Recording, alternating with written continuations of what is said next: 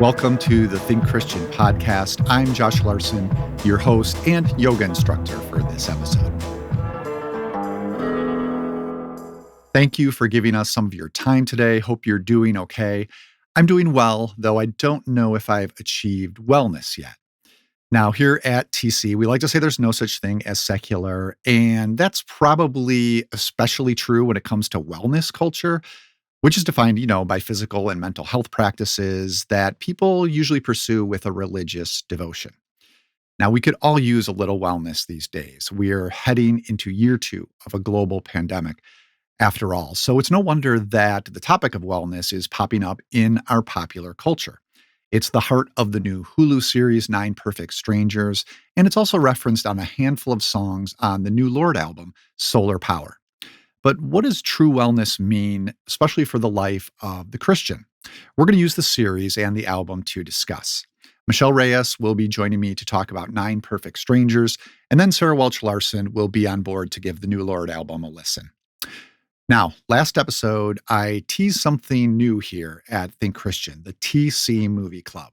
Basically an online discussion group that I'm going to be leading, and it'll be guided by some video essays that I am making. Well, it's about to kick off any day now, and we would love to have you join us. You can sign up to be a part of the TC Movie Club over at thinkchristian.net/movie club. Everybody is welcome. Once you've joined, we'll send you some more details via email. Now, this first installment of the Movie Club is going to focus on the films of Joel and Ethan Coen. So if you're interested in exploring the theology of the likes of Fargo or True Grit, this is going to be for you. That's the TC Movie Club. Again, you can sign up at thinkchristian.net/movie club. Okay, let's unroll those yoga mats and talk to Michelle Reyes about 9 Perfect Strangers. It's been too long since I last talked to Michelle Reyes. I wish we did this podcast on a weekly basis, Michelle, so I could talk to all of you guys more often. But it's been a while. We're finally here. How has your summer been? Oh, it's good to see you virtually, Josh, and talk with you as well. That's a weird question to ask. Like we're in September. I'm still, in denial that we're in September and school has started, but it's still like 100 degrees in Austin, Texas. Of course, so it still feels like summer, but it's been good. We've tried to take it a little slower, and grateful for that. How about yourself? Yeah, I would say tried to take it a little slower, managed to do that, and it still went by incredibly fast. I don't know what it was, if it was, having a little more openness because of the pandemic and what we experienced before, and having that slight window before things got crazy again, that it went by in a blink. It's like that summer went by in a blink for me. And as you said, here we are, very early September, and it seems like summer was months away. So, Yes. but I'm glad for this excuse to connect with you again. And this time it's to talk about a TV series. We're going to discuss Hulu's 9 Perfect Strangers. This debuted back in summer, in August, and it's going to wrap up here in a couple of weeks. September 22, I think, will be the final episode. The series is set at this exclusive and very expensive health and wellness resort called Tranquillum House, presided over by the mysterious Masha, played by Nicole Kidman. She's sort of kind of like an elf sprite figure moving around these beautiful grounds, but you also get a sense there might be a malevolent streak to her too. I'm only about 4 episodes in, so that's kind of where I'm at. Now, some of the guests that we meet, they're played by the likes of Melissa McCarthy, Regina Hall, Bobby Cannavale, Michael Shannon. Let's hear a clip of an early scene to set us up here between Kidman's Masha and McCarthy's character, who is a romance novelist who's in crisis. I almost didn't come. And then when I did get here, I really thought about leaving. Nearly everyone here almost didn't come. They sense it's gonna take courage. And it'll be sometimes unpleasant. And I'll tell you something else. The people who come here, most of them, they have fairly good lives, comfortable even. They come for the suffering.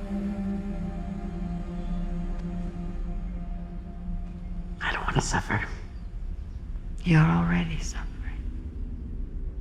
Now, one of the very first things we see in this series in the first episode, one of the very first shots, Michelle, is it's kind of an aggressively beautiful montage of a smoothie being made. These insert shots of like gorgeous fruit being chopped up, thrown into this blender that has this, really kind of vicious, snarling, metallic spikes going around. So it's that mixture, it's priming us for that mixture of kind of beauty and danger. And if I was kind of coming into this series with a little bit of a snarky attitude about wellness culture, I've got to say that motif kind of put me in my place because I'm a little bit addicted to smoothies. It's kind of it's a wellness thing I'm going to admit to Yeah. make and have them almost every day. Not Yeah. quite as elaborate as what we see here. But so that was kind of showed me like, don't get too much on your high horse here. You're part of this too. So I would Good. like to know before we start, is there anything sort of wellness culture that's attracted your attention, that's become part of your habits, part of your daily life? Anything like that for you? Oh, totally. By the way, I was drawn by that opening credits. It's very psychedelic, montage, Yeah, the sort of woozy notes. But then the blender. I've never been creeped out by a blender in a TV show before, but totally. those shots are very creepy. And same, there's actually some pretty popular juice bars here in Austin. There's a famous Okay. shop called Juice Land, and we actually we had quote dinner there as a family last night. We all had smoothies, and one of the things they do to try to get more fruit into the kids' smoothies is to add dragon fruit and swirl Okay. it so it looks really kind of psychedelic, kind of cool. Yeah. And so we're all sitting there sipping our smoothies, and I'm like, so 9 perfect strangers to my husband because we've been watching it together. And I think you're spot on. There's so much that we critique about the wellness industry, but we also are a part of it in a way as well. Yeah. And, for me, it's funny you say that. You try to sneak something in because, yeah, part of it with the smoothies is that there's undeniably a health factor, right? So I'm Yeah. getting almost a day's worth of fruits and vegetables. But then I stop to think about it and I'm doing it because of the efficiency as well, right? There's a Mm, day's worth of fruits and vegetables in here, and that kind of goes against the spirit of being laid back and chill, right? You shouldn't try to be efficient about your wellness practices, but whatever. Let's totally. we'll set that aside and get to the series. What have you thought so far? I think you're a little bit ahead of me, maybe an episode or two ahead of me. Yes, yes, episode 5 dropped last night, and I really think of the 8 episodes, this is now the turning point. So I won't Okay. give it away, but it's Yes, a please big don't. turning point in episode 5, and it kind of brings full circle a lot of the chaotic, confusing scenes and dialogues going on in the show. To be fair, there's been a lot of points where I've just turned to my husband on the couch and been like, "What was that?" Like there's a Yeah, lot I of know what just you mean. trippy moments, and I'm not quite sure what the point is. I will say that I think there's certainly a critique of rich people going to these, health and wellness resorts and paying a ton of money to have their traumas cauterized, and also implicit in that is the critique that only the rich have access to this. And I think about in many ways this is what Ben represents. Your average black man who's only here because he's won the lottery. But I think also we're ramping up to some sort of commentary in the show about wellness and greed. Like you said, Masha, she kind of creeped me up from episode 1. She seems pure at heart, but also kind of like the makings of a cult leader at the same Yeah. time. And like I said, a lot happens in episode 5. She finally gives Zoe drugs because she turns 21 on her 21st birthday, and things go down at the birthday party. And what Masha says in response to that, I think, is setting up some sort of commentary about Tranquillum House and her program being used to splash herself on the map to get rich. I think Zoe's going to be involved in that process. But we all know that the wellness industry is incredibly profitable, I should say, not equitable. Mhm. And Masha has a clear plan for the people she brings in, why she brings them into her therapy center. The Marconi's got a discounted rate too, right? Yeah. I'm pretty sure she's putting profits above appropriate and effective healthcare. So, anyways, that's a lot that's kind of swirling in me as I'm watching the show, and I'm curious as to where they're going to land the plane with Yeah. this.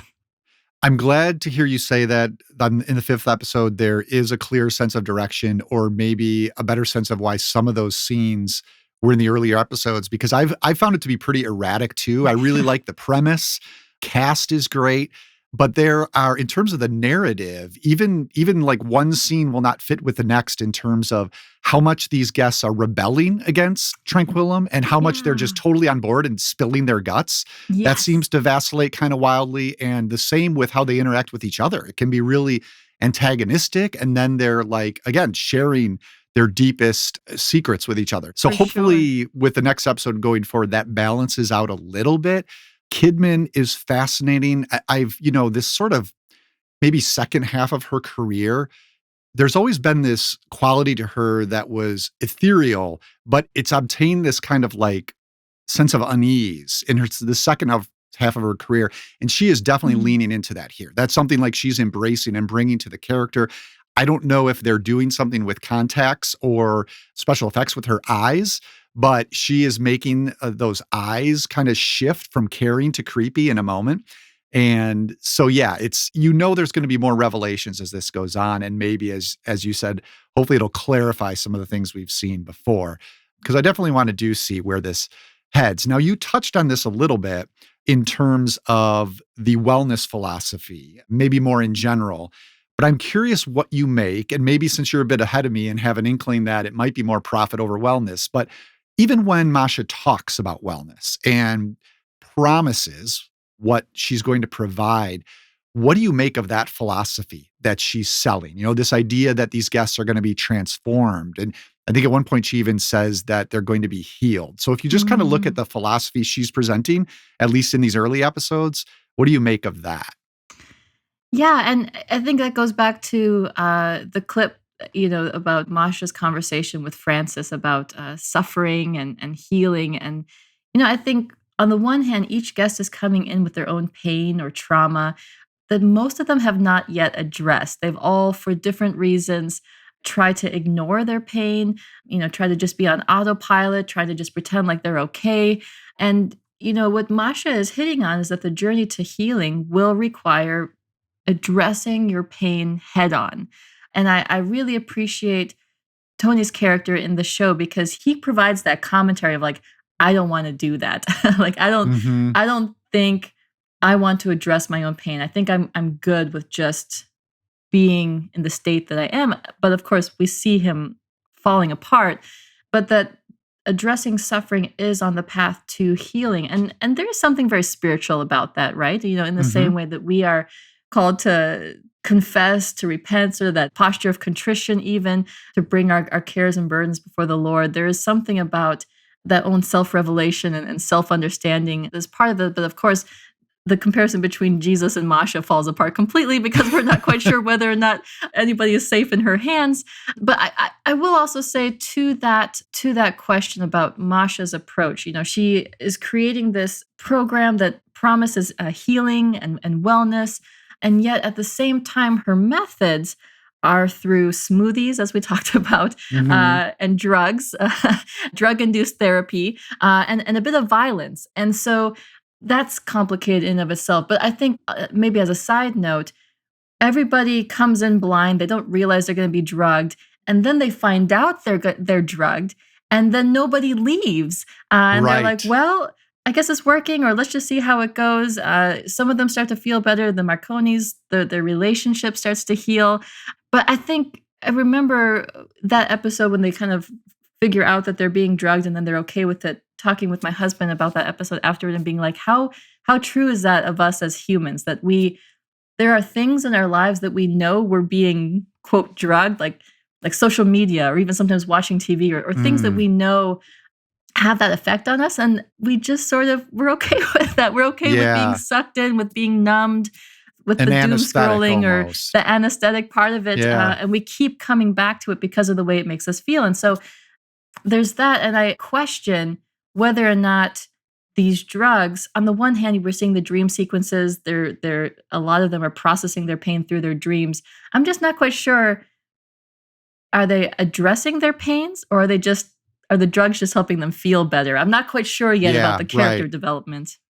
Or even numbing, because Tony, the Bobby Cannavale character, he's addicted to pain medication because of what we learn about his past. So is it just numbing in a different way? Are the Right. drugs she's providing? Yeah, I can see that. So it'll be interesting to see how that plays out. To your point about the pain that comes with facing your pain, and that can be a path to healing. I think there's a scene, I think it's episode 2, that kind of ties into that where Masha has them dig their own graves and then Mm, lie down in them. And, that's right. that it's kind of a literalization of something she says in the first episode. You have all come here to die. I will bring you back. So there she's kind of like playing the God figure again. But Yeah. also this exercise of digging graves can be seen sort of as an echo of the Christian idea of dying to self. So, and I think that maybe is a key idea to Christian wellness, Mm. but also like kind of just a flicker of alignment in the show, maybe not something that's wholly aligned with it. Otherwise, what we mostly get, at least at the beginning, her philosophy of wellness, I think, is, just this sense that the idea of perfection, she seems to be telling them that perfection is possible here and now, particularly at this place she has created. But how? Well, you have to do something, right? In some cases, you have to take these drugs. That's pretty passive. But also, and this applies to larger philosophy of wellness culture, I think, well, you have to eat right. You have to exercise correctly. You have to get your mind right in some Mm. way. And there's sort of an earning aspect to wellness culture that I think also stands apart from Christianity or the Christian idea of wellness. So you again have kind of touched on Mm. this, and we've talked about how the show might reflect this. But if you think about an idea of Christian wellness and what that might look like, so how would you describe that? What does Christian wellness look like to you? Yeah, I think it's important to distinguish between self-improvement and Christian wellness. And I make that distinction because within the world of self-improvement, you're just focusing on yourself and it's whatever is good for you, sometimes at the cost of others. And I think about even Proverbs 15:27, right? That talks about whoever is greedy for unjust gains trouble in his own household. And I like that verse because it clearly lays out this idea that greed leads to injustice. And I think we all come to therapy or to wellness for different reasons, oftentimes good reasons. Like we want to not be broken. We want to address the pains that we've experienced. But I think oftentimes selfishness can get in the way. And when we only care about ourselves, when we only care about improving ourselves, we can end up hurting others in the process. And so when it comes to Christian wellness, it's certainly about caring about ourselves as holistic people, mentally, physically, emotionally, spiritually. But we should take time for ourselves in a way that still cares for communal flourishing, if you Mm. will, that we can Mhm. flourish and the people around us can flourish. That one is not at the expense of the other. And so I think in many ways that differentiates Christian versus secular pursuits when it comes to wellness. Yeah, because it can be a very inward focused activity, some of these wellness practices for sure. So helpful reference to Proverbs there. Another part of scripture that came to mind for me thinking about some of this is 1 Corinthians 6, where we are called to care for our bodies. This is where we're told, do you not know that your bodies are temples of the Holy Spirit who is in you, whom you have received from God? You're not your own, you were bought at a price, therefore honor God with your bodies. And I think this can apply, to both physical and mental health. But even this ties to what you're saying about the tendency to focus inward. We can almost begin to worship our bodies and our wellness in a way. And it's easy because wellness culture is tied in with practices. So these become like devotional practices. When we begin to worship those practices and worship our body, the body is almost seen as something deserving of worship. And we're redirecting ourselves in a different way. I think it's no accident that I know this was based on a novel, but that this is titled Nine Perfect Strangers, right? There's that very Yeah. idea of perfection is offered and talked about there in the title. So, Yeah. And I don't know if Carmel in many in some ways represents this, but she shares with Lars on the journey there that, one of the things she wants to do is to lose weight, right? Like she's very much wanting to better herself. Jessica, I think, also represents that. But it's interesting that of all the people, there's other people have relational issues, but Carmel is coming there mostly for self-improvement, and she's the one with the most rage. Uh, mm, and she kind yeah. of terrifies me as a character. And I'm not quite sure, in the midst of all of this drug-induced therapy and things getting better, Carmel and also Tony kind of seem to keep standing out as red flags that things might not be as they seem. Things that might not be working out because they're wearing their emotions on their sleeves, and it's quite volatile. Yeah, that's interesting. Tony, I think, is one of the more compelling characters for me. Bobby Cannavale plays Mhm. him, and then Carmel is Regina Hall, right? That's who plays. Mhm. She's so enthusiastic when she first comes, and she's like the most in on all these practices, right? It turns out then there is this other level to her that we discover as the series goes on. So, anything else that you want to cover about the show, Michelle? I know you'd mentioned a little bit at the top there how it does seem to be working its way or incorporating addressing issues of class and greed. Anything else you wanted to touch on, or any other characters who stood out or performances who stood out to you? Yeah, well, I do love the Francis Tony relationship that's developing. I'm with you. Tony is by far one of my favorite characters in terms of his complexity and just honesty, and even just sort of that like I don't know why I'm here. Like I don't want to do all this stuff. I'm like that if I was at a wellness center, that would probably be me. So I think I just Totally. relate personally Totally. on that Yes. level with him. And I think the funniest scene for me was the whole goat scene of Oh, just yeah. Don't man spoil and that. nature. I won't Don't say it. spoil I that. won't say anymore, but that was just a comical scene. But I will say what I find interesting about the show as a whole with this sort of drug induced therapy is in many ways, I think Nine Perfect Strangers is exploring a new frontier. You know, decades ago, this sort of thing was seen as dangerous, not recommended, not part of mainstream acceptance. And yet now we have this idea that instead of just going to the drugstore and getting your over the counter medicine, now you can go to a closed psychotherapeutic setting with a trained psychotherapist and be treated in this context. And of course, the question is, I think that we're wrestling with and trying to figure out Masha is she someone you can trust? Is Masha trustworthy in implementing this sort of medication? But I really think that there is some sort of commentary on just where we're at as a society in terms of where potentially drug use and drug application will be going in terms of medicine and medication when it comes to issues of anxiety, depression, trauma. And so it's interesting. It kind of feels like, the early 2000s, mid 90s, all those robot movies, where we hadn't come Oh, out yeah. with robots yet, but it was like Right. fear, panic. Yes. I kind of feel a little bit of like that in this show of like saying, this is where we're headed. No, here's the warnings. Here's Yeah. the potential guardrails.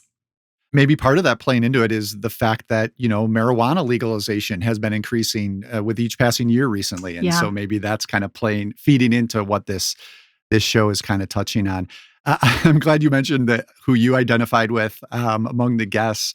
That's funny. I think I'd be closer to Tony too. And I'm watching this with my wife, and she, last night I was kind of like, would you ever want to go to a place like this? And I said, you know what, you probably would, but without me, I'd be the problem. And, you might be more likely to buy in if I wasn't there around, kind of Sure. spoiling it. So sounds like you and I are somewhat aligned Yes.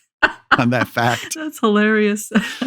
Well, thank you very much, Michelle. Let me know what you think when the series is over, when we've both caught up with all of the episodes. I want to get back in touch Definitely. and hear what you thought. And yeah, all the best as the school year is underway. I know you have a really, really busy household. So all the best with that, and take care. Thank you. Likewise, Josh.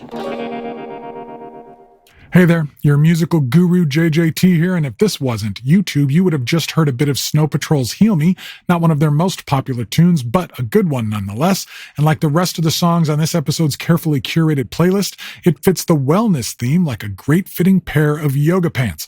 I found a lot of great tunes for this batch, of course, from Lorde, Manchester Orchestra, Sleater Kinney, Hot Chip, The Who, James Brown, Cookie Monster, and a deep track from Arrested Development that I just love. I put them all in my Spotify blender, added a little ice, and pureed them into a soulful musical smoothie that you can enjoy while you run, stretch, walk, stare at the sun, or just sit and laugh at others while you finish your beef burrito. You can find it all by searching for the Think Christian playlist on Spotify, or you can check the link in the emails you get from us, or just head over to our website. What do you like to listen to while you are being all healthy? If you've got some great ideas for wellness songs, tweet them at me at John J. Thompson, and I just might add them to the mix. Until next time, I am JJT, wishing you health, wellness, and good, loud music each and every day. Peace. Sarah Welch Larson is here to talk about the new Lorde album, Solar Power.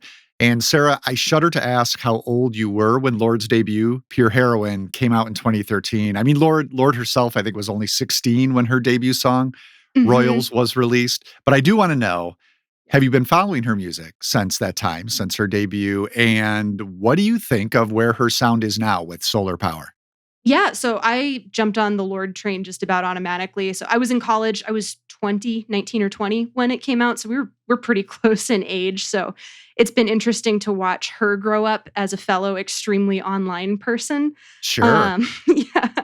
And I've loved like watching her grow as an artist, both with her debut, which is still my favorite, I think, of all of her albums. But I love just how much she's grown and like become more complex and been thinking about more complex things, especially with her follow-up album, Melodrama, which I didn't connect with quite as much, but still like very much. And then Solar Power it's an interesting one because I wasn't sold right away. I wasn't quite sure how I was going to feel about a Lorde album without very many synths or 808s or anything Mm. like that. Hmm. So when I heard the first single and saw the first video, I wasn't really on board. But the more I've been listening to this album, the more I've been into it. I think there's a lot of there. You just have to go digging for it, which I appreciate. Yeah, it definitely seems to me a little more sparse in the production too, as you're describing. It does have maybe not so much as the previous releases, but it does still have the one thing that I've just always appreciated about her, and it's that voice, and it's more the Hmm. unpredictability of the voice where it can go anywhere, anytime, Hmm. and often it's the last place you'd expect. Like, you're kind of anticipating that this next lyric is gonna go one direction, goes completely where she takes it in terms of her vocal register, and just the intonation is different. Sometimes it may not even be where a producer would advise for it to Yeah. go, but I think that's what makes her so exciting. That volatility is a big part of the appeal of her songs for me. For sure, yeah, and she's always in control, I feel like. I love that she's Yes. got that raspiness to her voice, but she's also willing to go high and go low, and you can tell that she knows exactly what she's doing, even if you're not expecting her to do what she's going to do next, which I love that. Yeah. That's a Mhm. good point. It's controlled experimental in a weird way, which is, yeah, a really cool way to do it as a vocalist. Now, Solar Power, so it touches on a lot of things, as you mentioned. She's kind of expanding the ways she's engaging with the world as she's lived more in the world. Mhm. One thing that it does return to a couple of times, though, is this idea of wellness. So, this idea of getting to a better mental, physical, maybe even a spiritual place. Now, we were emailing about this episode, Sarah, and you mentioned that wellness culture is something you're fascinated by. I think you even said you hate read Goop, the Gwyneth Occasionally, yeah. Paltrow wellness empire. So tell me a little bit about that. What intrigues you about wellness? And I'm not picking on you here. I asked Michelle Reyes this when we talked about Nine Perfect Strangers. Are there any wellness habits you practice that you might want to share? So what's your relationship to this whole trend? Well, it's a bit of a love-hate relationship. I mean, I said that I hate read goop on occasion. I try not to do that too often. It's one of those things where wellness to me feels very much tied up in appearances. And you know me, like I'm a very visual person. I like thinking about the aesthetics of like whatever it is that I'm watching or listening to very closely. And so there is this idea of appearances that is very much caught up in wellness.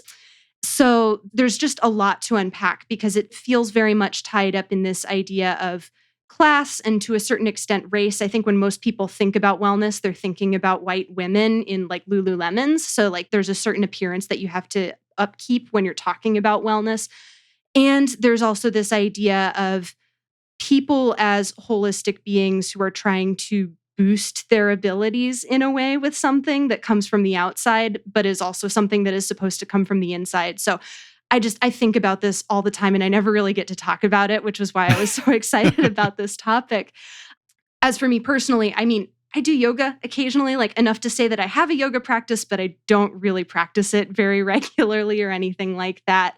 And like I'm a cyclist, so I bicycle to get around and try like intuitive eating, but also on the same level, like I kind of bristle a little bit against the word wellness in particular, just because it comes along with all of those connotations, which Mm, I don't necessarily think of as being positive things necessarily. But at the same time, there's this idea of mindfulness that comes along with wellness that I think is important to keep track of. Like this idea of I'm going to be mindful about what I put into my body, what I think about, what I spend my time doing. I mean, I've done therapy. I try to limit my time on social media. Like I feel like all of those are very big wellness practices as well. You could even call prayer and going to church like also a wellness practice on some level, I think, especially if it's Mhm. something that's being done in community. Like you don't really do yoga alone necessarily. Like you're always doing it along with a video or with a group of people. Church kind of feels like it's along those same lines as well. Yeah, that makes a lot of sense. I mean, it's a big bucket, right? And Mhm. there are different categories, people doing different things for different reasons that could all fall under this practice, this idea of wellness. And yeah, I'll appreciate doing yoga from time to time myself. I find it pretty rewarding, but at the same time, I try not to let it become what's driving me, I guess, where these are the exact days. I mean, it's hard, right? Because it's good to be disciplined and have a routine, but Mhm. sometimes if you feel like that's what's driving you, and a lot of sort of exercise can be this way, it almost becomes the thing you're trying to get away from at some Mhm. point. So it's a really difficult thing to balance, whatever sort of area of wellness you find helpful. But I think it does incorporate those spiritual elements that you're talking about as well. And certainly religious practices have a lot in common. And meditation has a lot in common with prayer. And so, yeah, those lines do cross quite often. I think we do see some of that on solar power. Some of the times when she's referencing things about wellness culture, it can be, sun salutations or these things, but then she'll also reference sort of her spiritual state. And Mhm. so you see it kind of blends for Lorde as well. When you think about the songs that do touch on this, and it's not everyone on the album, maybe a handful, is there one of the quote unquote wellness songs that maybe works the best for you? Oh, definitely, the song Mood Ring, which I think is the second to last song on the album, and that's probably one of the more overt, like, this is about wellness culture songs. She's talking about, like, burning sage and cleansing crystals and doing yoga and things like this, and at the same time, I think that this song is a recognition that it's not gonna save you. She's Mm, looking for validation in all of these different avenues, and she's finding all of them coming up short.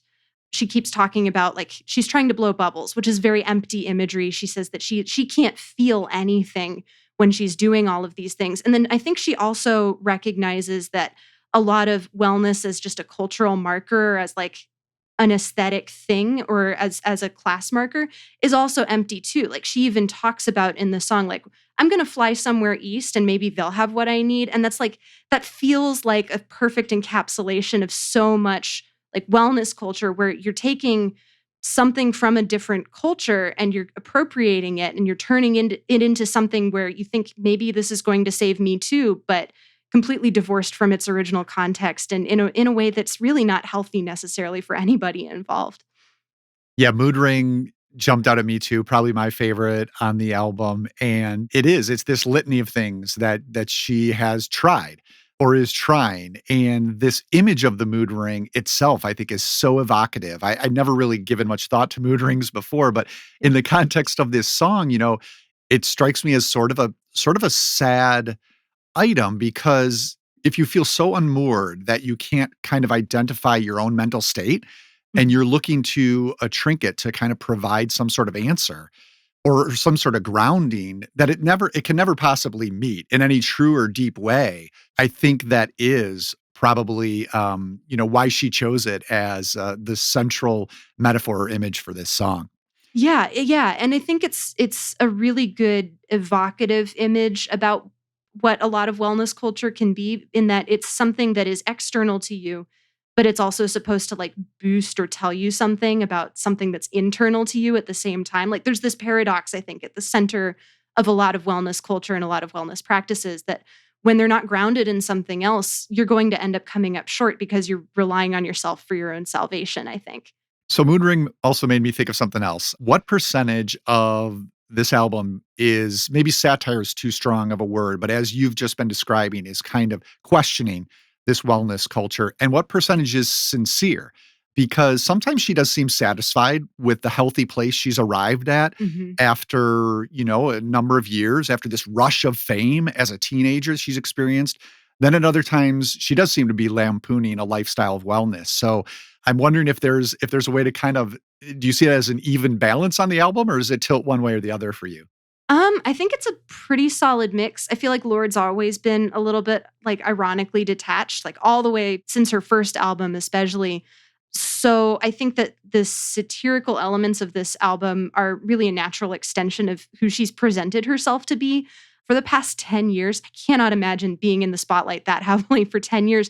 But I think with this album, Solar Power really feels like a natural growth of that ironic detachment in a way where instead of saying, this is who I am, this is how I feel about the suburbs where I live and the things that I am doing and the dissatisfaction I feel with the life that I am leading right now, it feels like she's using that detachment and that irony and even that satire almost as a shield to say, this is what I'm going to sing about. This is what I'm thinking about the world, but you don't get to know about me personally anymore. Hmm. And that feels like a much more mature approach towards her art, I think.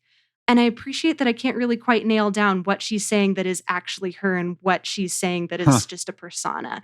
It feels a lot healthier to me, I think, than just bearing all of it all at once. So its own sort of wellness practice for her, maybe approaching Perhaps, yeah. writing an album this way. That makes sense. Now, Mhm. you've touched on this already, I think, when you talk about some of the distinctions where some practices might fall short. What do you think wellness looks like for a Christian? What Mm. are maybe the distinctions? Not these are the Christian things you do, but I would imagine it's more of the approach. And do you see anything reflective of that understanding you might have of Christian wellness in Solar Power, even though the album has a very complicated relationship with it too, as we've just been saying. But is Well, there anything there yeah. that kind of evokes Christian wellness for you? Yeah, it's tough because I think when I think Christian wellness, I almost automatically go towards prosperity gospel, which also feels very Mm, not great to me as well, because interesting. there's that idea of like that outward appearance of health and prosperity. Self-improvement. Like, exactly. Yeah. And stuff that has to come to you from the inside, right? Like, if I do X, Y, and Z, then I will get X, Y, and Z back from God tenfold. Like, that is kind of where my unease with the idea of wellness comes from, I think, is that idea of if you do everything in the right way, then you will be physically like monetarily blessed, and I don't think that that jives particularly well at all. That said, I also don't think that it's necessarily like a binary relationship of like wellness good or bad and Christianity like not necessarily being compatible with it. Mhm. I think that the idea of a mindful approach towards the practice that you are doing is probably like one of the most healthy relationships that you can have between this idea of wellness and of Christianity, this idea of understanding like your place in the world and within God's picture for the world. And then understanding that it's that salvation and that idea of health and wellness is not necessarily going to come from you internally. It's got to come from something Mm. else. Yeah, that makes a lot of sense, and I didn't see a ton of that sort of approach or attitude on the album, but I did notice on Oceanic Feeling, the very Mm, last song, that, there's a lyric in there, "Oh, has enlightenment been found? No, but I'm trying, taking it 1 year at a time," which is a bit mhm, reflective of what you were saying about how she is admitting she hasn't found it yet and maybe beginning to realize, and again, this may not be speaking personally, this may be, her in some sort of character, but beginning to realize that perhaps it's not gonna be found in these internal improvements that my wellness habits are trying to make. And it also made me wonder if a lyric like that in the song is suggests maybe a spirit that's somewhat akin to something like sanctification, which, understands mhm. we're never gonna be perfect on this side of shalom, but we can work alongside God to bring that about in the world at large, but also in ourselves. And maybe some of the expressions on Oceanic Feeling touch on that a little bit. Mhm. Anything else, Sarah, you wanted to touch on? We should probably talk about the Prettier Jesus reference on the Yeah. song Solar Power. You want to talk about that or anything else about the album? It's funny, I was talking with a friend about that, and she said, like, "Well, how does Lord know that she's prettier than Jesus?" And then, like, I thought later about Isaiah 53, which talks about Jesus having no beauty or majesty to attract us to him. So Yes. who knows? Maybe Lord is right. Um, that's about the depth of my thought about that particular piece. No, that struck me too. I But mean, yeah. hey, she's being biblical, right? She sure is. If Yeah. you're taking Isaiah 53 that way. So, Mhm. yeah, I thought it was funny how that, of course, caused a little bit of a stir because it was that was the first song released, I believe. So, Mhm. so Yeah. that lyric, and as I hear it, I just kind of hear her casting herself as this figure people want to follow. And then, as Yeah. you said, with her identity now questioning the value and legitimacy of that. Yeah, and I mean, the song before that one on the album, The Path, which is another song that I love, she also says, like, if you're looking for a savior, it's not me. Mm. I'm not going to be able to give you what you're looking for necessarily, which I think is also a very mature way for her to react, perhaps, to her fandom. I think when the album first got leaked, people were talking about how Lorde was going to save everybody's summers. And she Yes, that's immediately right. responded with, like, patience is a virtue, and also, like, I'm not all of that. Uh-huh. Yeah, and that same song also mentions, like, let's hope the sun will show us the path, where she's talking about, like, it's not going to be me showing you the way necessarily. Like, I just have songs and ways to express the ways that I'm feeling, and maybe that's not going to save you, and maybe that's a good thing. So, yeah. Yeah. Yeah. That sounds like the right path, is realizing that you yourself are not the savior for others. And then maybe the next step is, and you're not even the savior for yourself. And then you Mhm. can get to, maybe a more Christian idea of wellness. So Mhm. thank you very much, Sarah, for bringing your Lorde and your wellness expertise to this. Thank We you. have covered Lorde before at TC, of course. Kate Myrick, she contributed an essay on Royals, the Lorde song Royals. That was in our Pop Psalms ebook, and you can still get that. It's available for free at thinkchristian.net/pop psalms. I think you wrote about U2's One, right? Is I that did, yes. okay? I covered the dad rock angle for You that did. particular ebook. Absolutely. Yeah, the other Yeah. end of the spectrum. So, Mhm. so yeah, that is still available again at thinkchristian.net/pop psalms. You mentioned Melodrama, Lord's second album, and on the TC website, Liz Wan wrote about that a few years ago. And if you want more on solar power, our own Rachel Syons, she's the social media specialist at Reframe Ministries. She has a post on the album that takes, it's a really moving personal angle she takes on it. Mm. So I would encourage people to check that out. You can find all of that at thinkchristian.net. Thank you again, Sarah. Really good to talk to you. Thank you. So it's not just smoothies that I'm a sucker for. While prepping for this episode, went to the fridge and grabbed an herbal sparkling water that had cactus rose in it, whatever that means. Looked at the side of the can, and this is what it said. Our sparkling waters are made with herbs, fruits, and flowers for earthly tastes and heavenly feelings. So yeah, not exactly secular language there. Now, wellness is, of course, a good goal: physical wellness, mental wellness, spiritual wellness, a wellness that incorporates all three. You could say that true wellness is what we mean when we speak of God's coming shalom. Thank you to Sarah Welch Larson and Michelle Reyes for helping me consider wellness in the here and now. You can find both of them on Twitter. Michelle is at Dr. Michelle Reyes, and Sarah is at Dodgy Boffin. You can also connect with us on Twitter and Facebook at Think Christian. And if you want to send us an email, go ahead and shoot that to tcpodcast@thinkchristian.net. Now, for our YouTube viewers, you missed out on a couple of tracks selected by John J. Thompson to accompany the theme of this episode. If you want to check those out, give those a listen, hear a bunch of others that he picked, just search for the Think Christian playlist on Spotify. Think Christian Podcast is a listener-supported production of Reframe Ministries, a family of programs designed to help you see your whole life reframed by God's gospel story. You can find more information at reframeministries.org. Our audio engineer and post-production supervisor is John Reeder, and Reframe's co-director overseeing content strategy is Robin Baslin.